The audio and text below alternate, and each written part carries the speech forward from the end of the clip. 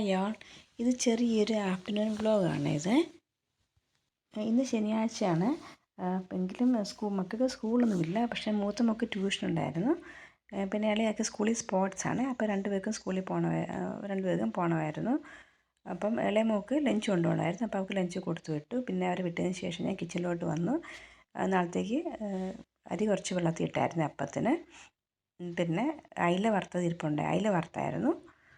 അതുകൂട്ട് തന്നെ ഒരു കൂമ്പ് കെട്ടിയായിരുന്നു, അതും കൂടെ തോരൻ വെച്ചു.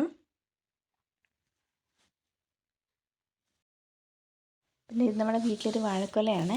കുറേയൊക്കെ കിളികൾ കൊത്തി, പിന്നെ ബാക്കി കിട്ടി, കുറച്ചേ കുത്തിയെടുത്തുള്ളൂ.